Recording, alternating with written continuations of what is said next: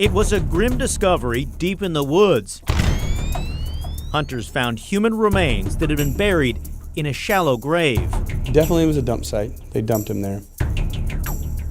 For nearly a decade, investigators tried to unravel the mystery. Who is this man? Now, new technology has brought us a face, revealed his clothing, and a profile of where he's been. We're not talking about just Oregon at this point. We're talking about a national search for who this could potentially be. The mystery began on October 23, 2006. Hunters walking through the forest near the Big Spring Snow Park along Santiam Pass stumbled across a shoe.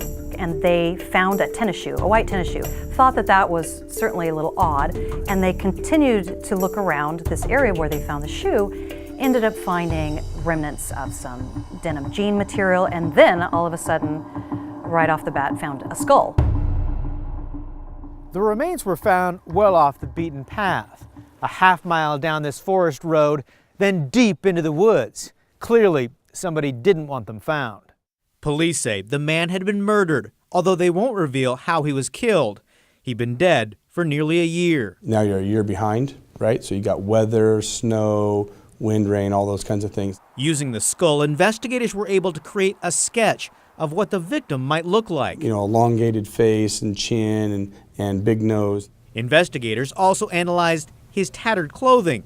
From these muddy pieces of cloth, detectives were able to determine he wore black dungaree denim jeans, along with a second pair of dark nylon athletic pants. And then there's this, the man's t-shirt with a distinct side-out logo. This case in particular has a lot of really good physical characteristics, really good genetic information, and very, very good personal effects that we can go on.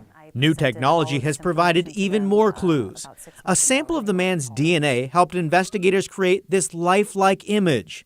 The man, 25 to 45 years old, stood roughly 5'11" and has a face that someone has got to recognize. The information is there. This person is poised to be identified. We just need it to jog someone's memory. Does it look familiar? Does it look like a kid you went to high school with? Police expanded their search after forensic testing of the victim's hair showed he'd recently moved between warm and cool climates. It leads me to believe that he was probably transient. In fact, that isotope analysis, which looks at the minerals in the food you eat and the water you drink, revealed roughly 2 months before his death, the man probably lived in Texas or Florida. Maybe we're focusing in the wrong area. Maybe we need to focus on, does someone recognize him from Texas? Does someone recognize him from Florida?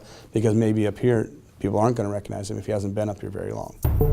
Investigators entered the man's case into the NamUs system, a database of nearly 15,000 unidentified persons around the country. Each entry has a story, often with photos and clues attached, hoping someone can help solve these cases. Science can take us so far, but you still need boots on the ground, you still need people doing the interviews, you still need someone to recognize them. This man, whose remains were found in the woods nearly a decade ago, now has a face, and we think we know where he lived. All he needs is a name. In Oregon, there are 151 cases of unidentified remains. We've created a link on our website showing a map of where they were found, when, and details of their discovery. Kyle Aboshi, KGW News. That is remarkable technology, isn't it? Let's hope it works. I sure hope so. Bring a lot of closure to folks. If you have a story for Kyle to investigate, you can call Kyle at 503-226-5041 or email callkyle@kgw.com.